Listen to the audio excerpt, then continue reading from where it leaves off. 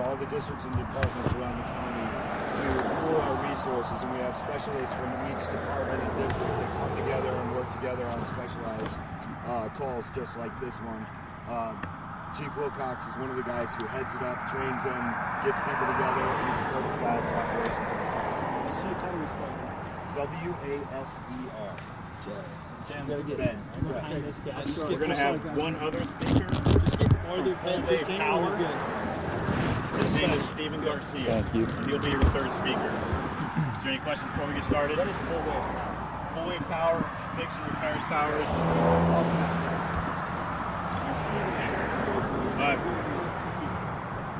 Alright, we're getting ready to start. Here you go. Chief Ben Wasser.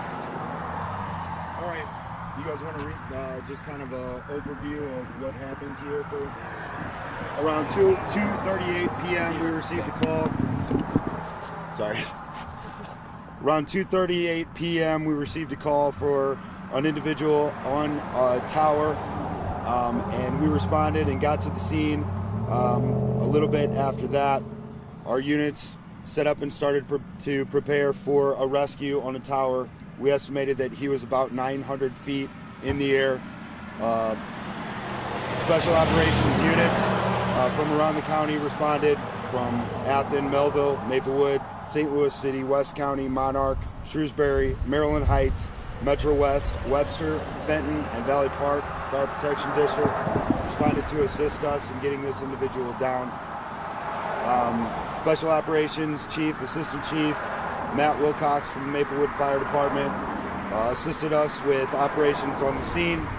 We put individuals in the basket, sent them up to effect a rescue of the individual who was on the tower.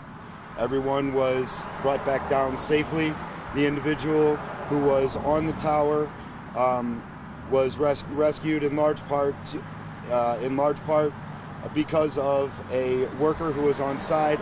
We'll talk to him in just a minute.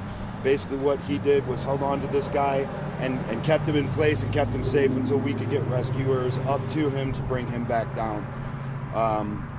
Everyone was brought back down, and the individual was transported to a local hospital under police custody, and is getting medical treatment at the moment. Any idea why he was on the tower? Or? At this time, we don't know. It's hard to say. And how many first responders are involved with this? How many went up? So 3 first responders went up in the basket to bring him back down. We have to take into consideration the amount of people that can go into that basket to take it up and down safely. 3 went up fully harnessed, and 2 other full units, which is 4 to 7 people, were on standby on the ground. I understand Lieutenant Bryce had told us earlier that he was trespassing. How did he get in there? Did we know? I don't know the full story on that. I can't comment on how that is. Yeah, I apologize. No, that's right. Chief, do you train for this sort of thing? Or? I'll tell you what, I can tell you that, but a better person to answer that question is our Special Ops Chief, Chief Wilcox, so I'll let him kind of speak to that. Now, I assume he just walked up there, this individual? He walked up to the 900-foot level? Well, you can't walk up to it. You have to physically climb it. It's an impressive height. It is. Oh, you have to climb it? You have to climb There's it. not stairs inside? There's no stairs. It's not I didn't know. like climbing up a high-rise or something. It's a tower. You got to physically climb it hand over foot. Really?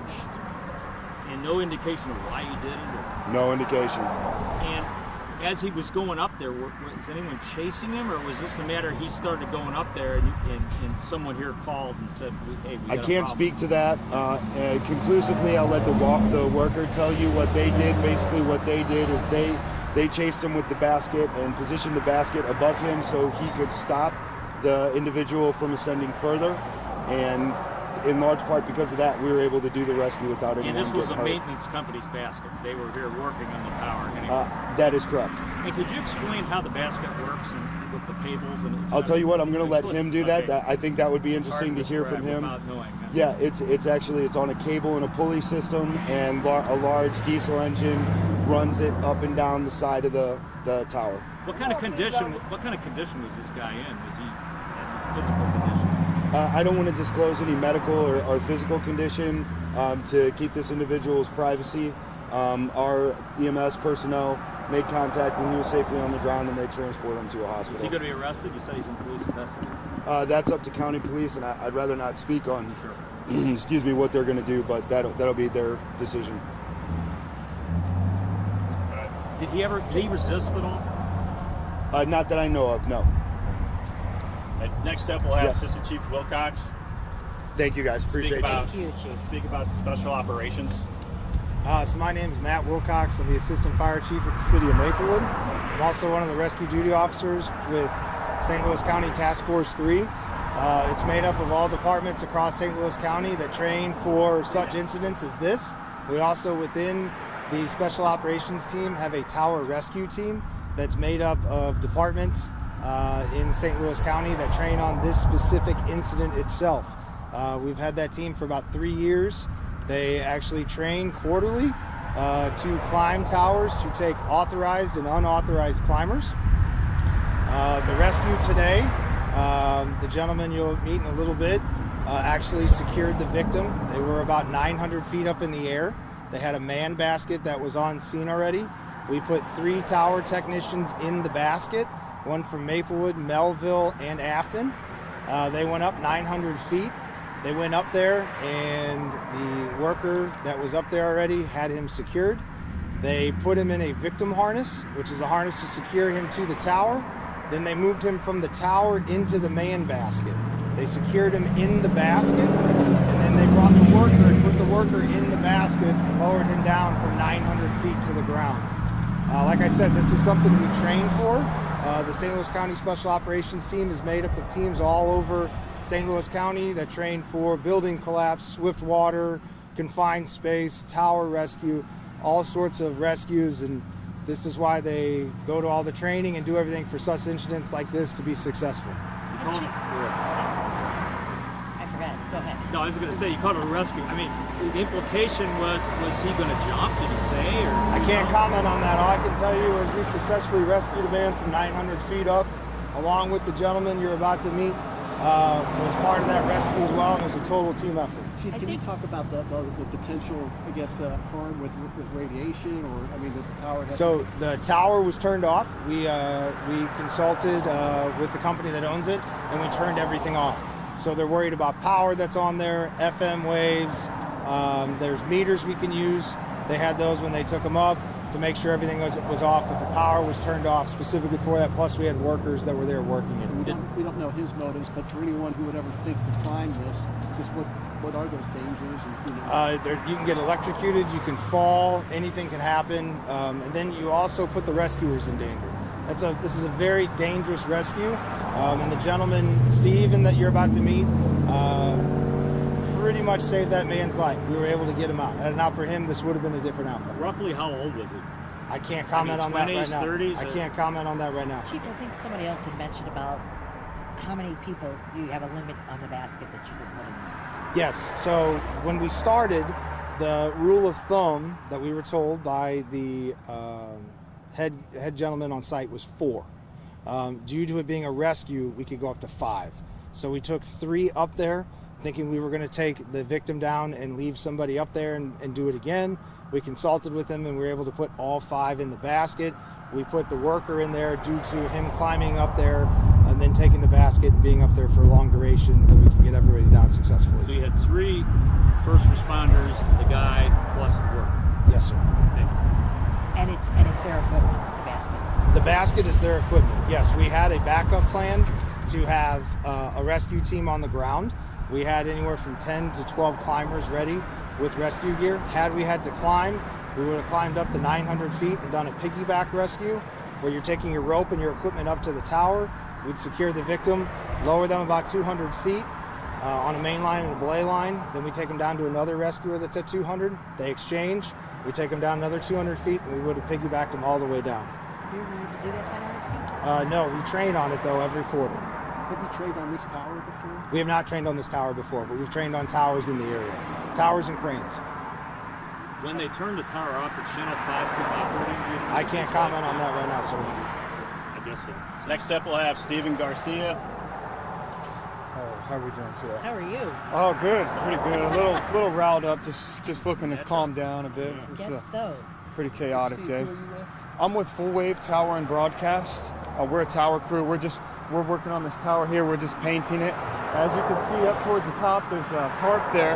That's where we're painting inside of containment to prevent paint drops falling, but whatnot. But anyways, today a young gentleman came up to the site and he walked right up to the base of the tower and he said he was here to work, and we were a bit confused as to who he was or where he came from. So I brought him to my foreman, and my foreman spoke with him and realized that this gentleman was not the new guy we were expecting. He had no shoes on, so we told him to go ahead and you know, get out of the site, you trespass, and go on and do something else. So he lingered around for a bit. It was too windy for us to paint, so we called it a weather day. So we were locking everything up, and the gentleman was at the end of the driveway sitting by a tree. I was still a little weary about him, like, what is he doing? Why is he hanging out? So I was the last one to leave. As I locked the gate, I look behind me and I see him walking towards the tower.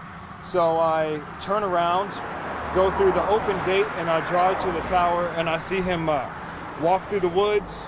I call my foreman, let him know, hey man, the guy walked back through the tower and towards the tower, behind the tower into some woods.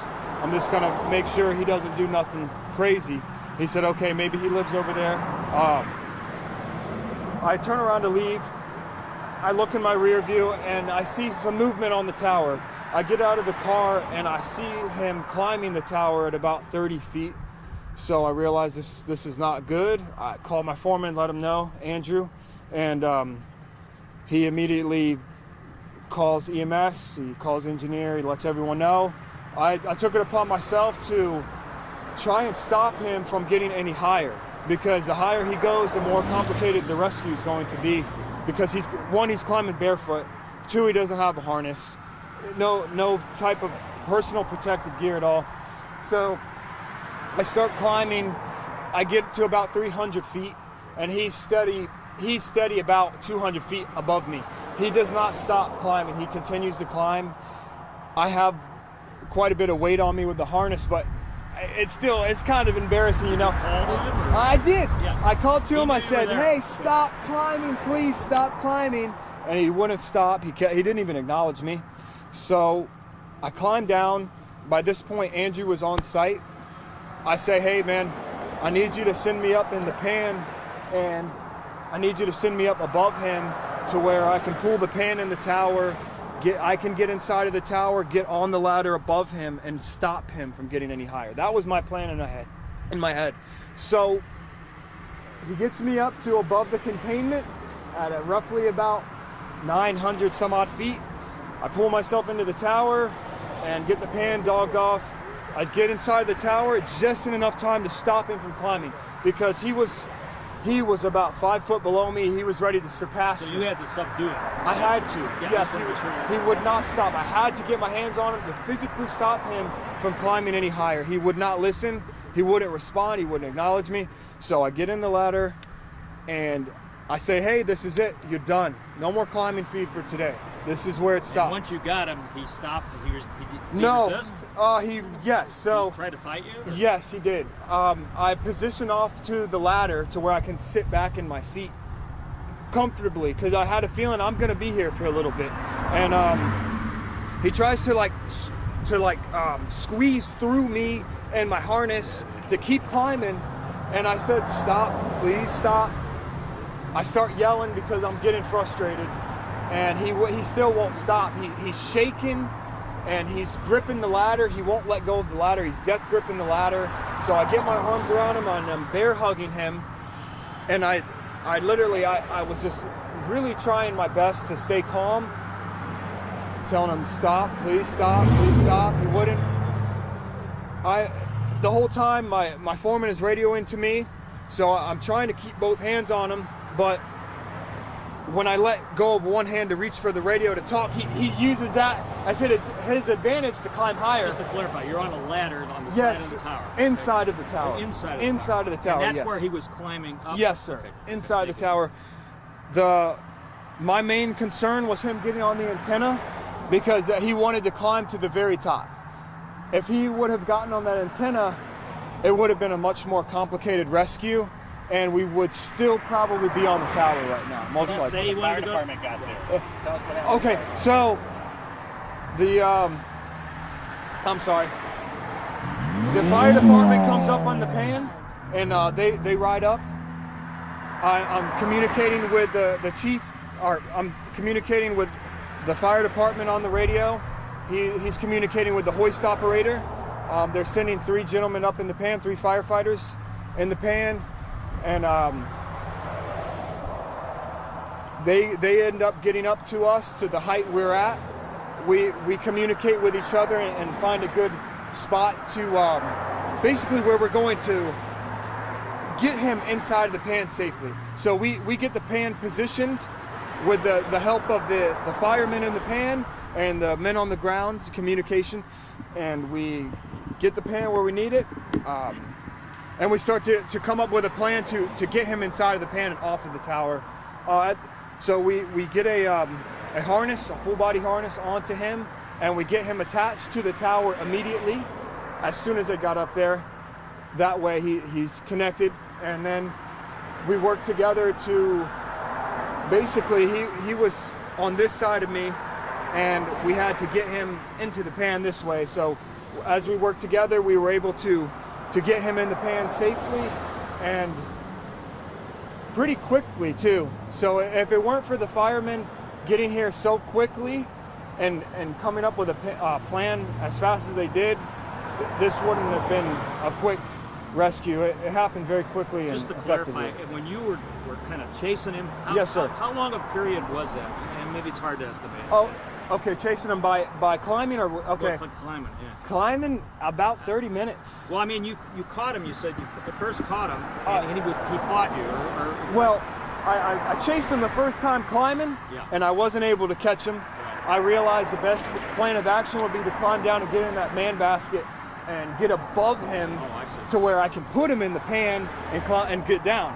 But it wasn't that simple at all. We needed firemen. We needed But men you up there. mentioned, maybe I'm getting mixed up Yes, here, sir. but you mentioned at one point that you caught him and he got away. That was lower? No, he didn't get away. I didn't catch him. So when I went to chase him the first time, I climbed after him. He was still about 100 feet, Right. 200 feet above me, steady climbing. He never stopped climbing. So when I did get my hands on him, that was through the pan. Got it. I rode up in the pan. I got out of the pan and got into That was the before tower. the firefighters. Yes, sir. Got it. Now I get it. Okay. Without the firemen, this wouldn't have been a quick. That was later. Yes, sir. So the period of time you were with him by yourself was roughly what? I would say about 30 minutes. Really? It was actually pretty quick. Well, it's a It good was long pretty- time, though. 30 minutes. I was holding him because I was just concerned about him slipping. So I made sure I held him with a tight grip. He was continually trying to climb out of my arms. So you held him, I held him with my arms and I said, "Listen, man, you're not going anywhere." and it took 30 minutes because the fire. They have to come up with a plan. Well, also they had to be called in the first place. Yes, I guess, they were to get here. extremely fast and Yeah, extremely yeah. efficient, very smart. Steven, did he resist at all when the firefighters were there and you tried to No, maneuver him in he stopped resisting when the firemen arrived on the tower. He listened to them, and he did a very good job communicating with them as well. So that was really good. Did he indicate to you at any time why he was doing this? Yes. So his response was he was climbing to see the lights. I don't know what that means. After he told me that, the responses were mixed and kind of short, but. He said that while you were in the pan coming down? Or, No, while no. you were with When him? I was holding him, when I had him very close to me, he said he climbed up to see the lights. So, How old was he roughly? oh, he said he was 18, so he was a teenager. Did he say he lived around here? Or? He said he lives over yonder. Just So, one last question for you. Yes, sir. What's your message to anybody who thinks, it's okay to try to climb one of these? maybe look up online for a tower climbing career, because if you have the drive, you probably make a great tower hand. So maybe put it to good use and do it full time. Do it as a job and not recreationally, because those antennas are hot and the RF will cook you. So it's not a good idea. Mr. Garcia, what's your title with your company? I am a broadcast tower technician. Okay, and what's your age? I'm 27. And what part of the area do you live in? Just I- generally, I mean. I live in Virginia, Oh. but I'm staying in a hotel in Fenton. Oh, okay. Thank you, everybody. Appreciate it. Thank you. Yes, sir. I appreciate you. Thank you. Anybody else have any questions? That wasn't in your show. No, no.